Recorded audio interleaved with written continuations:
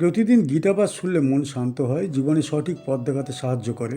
দুঃখ, ভয়, রাগ দূর হয়, আত্মবিশ্বাস বৃদ্ধি পায়। কর্ম ও ভক্তির মাধ্যমে হৃদয়ের শক্তি, ঘরে শান্তি ও জীবনে আলো নিয়ে আসে। তাই প্রতিদিন আমাদের চ্যানেল থেকে 2টি শ্লোক সহ একটি পাঠ শুনুন। শ্রদ্ধয়া পরয়া তপ্তম তপস্তৎবিধম নরুহি অফলাকাঙ্ক্ষীভির্যুক্ত সাত্ত্বিকম পরিচক্ষতে। যে তপস্যা গভীর শ্রদ্ধার সঙ্গে ফলের কোনো আকাঙ্ক্ষা ছাড়াই দেহ, বাক্য ও মনের দ্বারা সম্পন্ন করা হয়, সেই তপস্যাকে সাত্ত্বিক বলা হয়। শ্রদ্ধয়া মানে গভীর বিশ্বাস ও ভক্তি সহ, পরয়া মানে পরম বা উৎকৃষ্ট, তপ্তম মানে সাধিত বা পালন করা, তপহ মানে তপস্যা, তৎ মানে সেই, ত্রিবিধম মানে 3 প্রকার, দেহ, বাক্য, মন সংক্রান্ত, নরৈহি মানে মানুষের দ্বারা, অফলাকাঙ্ক্ষীভি মানে ফলের আকাঙ্ক্ষাহীন, যুক্তই হই মানে সংযত ও নিষ্ঠাবান, সাত্ত্বিকম মানে সাত্ত্বিক প্রকৃতির, পরিচক্ষতে মানে বলা হয় বা গণ্য করা হয়। শ্রীমদ্ ভগবদ্ গীতার 7দশ অধ্যায়ে ভগবান শ্রীকৃষ্ণ তপস্যার প্রকৃতির 3 গুণের আলোকে ব্যাখ্যা করেছেন। পূর্ববর্তী শ্লোকগুলিতে তিনি শারীরিক, বাক্যগত ও মানসিক তপস্যার বিবরণ দিয়েছেন। এই শ্লোকে তিনি সাত্ত্বিক তপস্যার সারমর্ম তুলে ধরছেন। সাত্ত্বিক তপস্যার মূল ভিত্তি হল গভীর শ্রদ্ধা ও নিষ্কামতা। এখানে সাধক কোনো পার্থিব লাভ, সম্মান বা যশের প্রত্যাশা রাখে না। সে কেবল ভগবানের সন্তুষ্টি ও আত্মশুদ্ধির জন্য তপস্যা করে। এই তপস্যা দেহ, বাক্য ও মনের মাধ্যমে সমন্বিতভাবে সম্পন্ন হয়। বাহ্যিক সংযমের সঙ্গে সঙ্গে অন্তরের শুদ্ধতা এখানে অপরিহার্য। ভগবান বোঝাতে চেয়েছেন যে কষ্টভোগী তপস্যা নয়, অহংকারহীন, বিশ্বাসপূর্ণ ও নিষ্কাম সাধনা প্রকৃত তপস্যা। যে ব্যক্তি এইভাবে তপস্যা করে তার অন্তরে বিনয়, ধৈর্য ও শান্তি বৃদ্ধি পায়। তার জীবন ধীরে ধীরে পবিত্র ও আলোকিত হয়ে ওঠে। এই শ্লোক আমাদের শেখায় যে তপস্যার মূল মূল্য নির্ভর করে সাধকের মনোভাবের উপর। 7দশ অধ্যায়ে শ্রীকৃষ্ণ অর্জুনকে তপস্যার 3টি স্তর ও তার গুণগত ভেদ ব্যাখ্যা করছেন। শারীরিক, বাক্যগত ও মানসিক তপস্যার বিবরণের পরে এই শ্লোকে তিনি সাত্ত্বিক তপস্যার সংজ্ঞা প্রদান করছেন। এই প্রসঙ্গে ভগবান বোঝাতে চান যে তপস্যা যদি অহংকার, লোভ বা ফলপ্রাপ্তির আশায় করা হয় তবে তা বিশুদ্ধ হয় না। অনেক সময় সাধক বাহ্যিকভাবে কঠোর সাধনা করলেও অন্তরে কামনা লুকিয়ে রাখে। এই শ্লোক সেই প্রবণতার বিরোধিতা করে। এই শ্লোকের মাধ্যমে ভগবান তপস্যার সর্বোচ্চ আদর্শ স্থাপন করছেন। এই শ্লোক থেকে আমরা কি শিখতে পারি? এই শ্লোক আমাদের শেখায় যে তপস্যার মূল শক্তি হল শ্রদ্ধা। ভগবানের প্রতি গভীর বিশ্বাস ছাড়া কোনো সাধনা স্থায়ী হয় না। আমরা আরও শিখি যে নিষ্কামতা আত্মিক উন্নতির প্রধান পথ।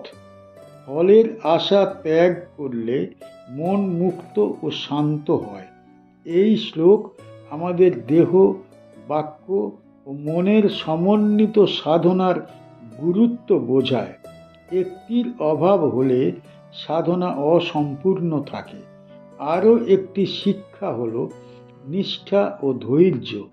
সাত্ত্বিক তপস্যা ধীরে ধীরে চরিত্রকে দৃঢ় ও নির্মল করে।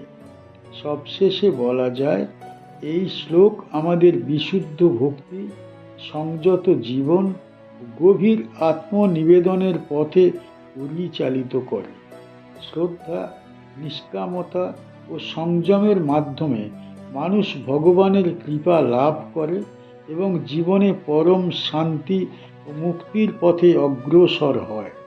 সৎকার্যমান পূজার্থম তপোদম্ভেন চৈব ইয়ৎ ক্রিয়তে তদিহ প্ৰোক্তম রাজসং চলমধ্রুবম।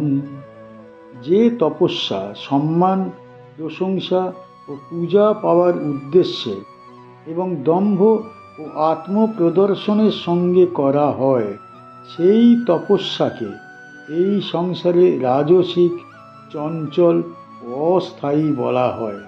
সৎকার মানে সম্মান ও আদর, মান মানে মর্যাদা, পূজা মানে শ্রদ্ধা ও ভক্তি, অর্থম মানে উদ্দেশ্যে, তপঃ মানে তপস্যা, দম্ভেন মানে অহংকার ও ভণ্ডামির সঙ্গে, চ মানে এবং, এব মানে নিশ্চয়ই, ইয়ৎ মানে যা, ক্রিয়তে মানে করা হয়, তৎ মানে সেই, ইহ মানে এই সংসারে, প্ৰোক্তম মানে বলা হয়েছে, রাজসম মানে রাজসিক প্রকৃতির, চলম মানে অস্থির বা পরিবর্তনশীল, অধ্রুবম মানে স্থায়ী নয়।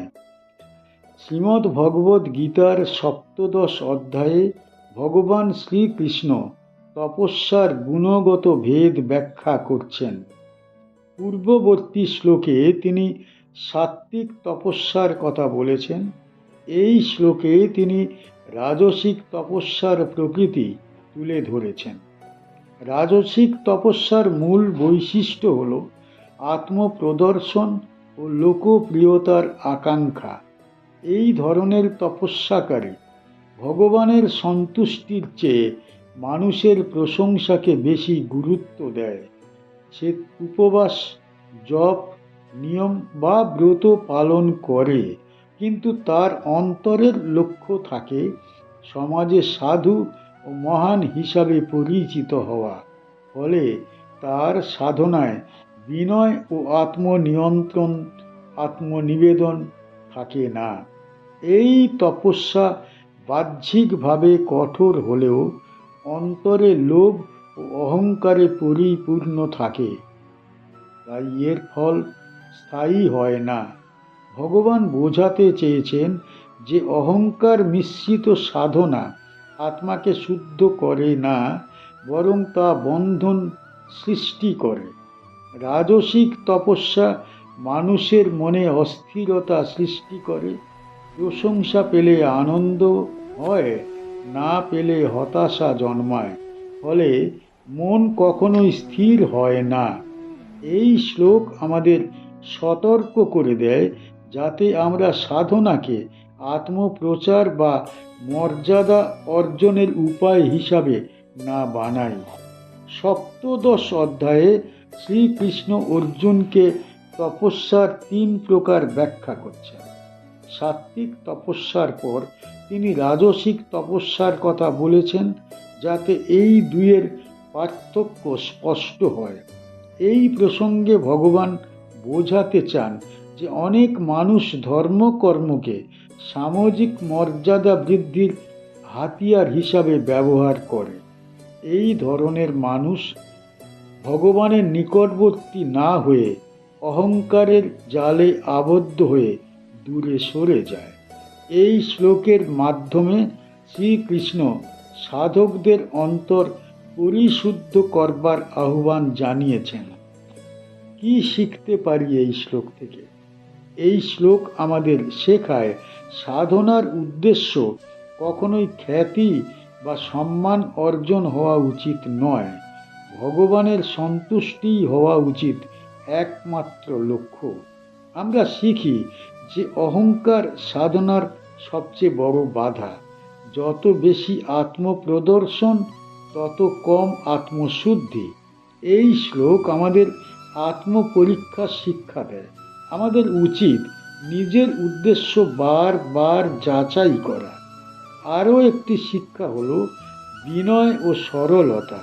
নিঃশব্দ ও নিরহংকার সাধনা সবচেয়ে ফলপ্রসূ।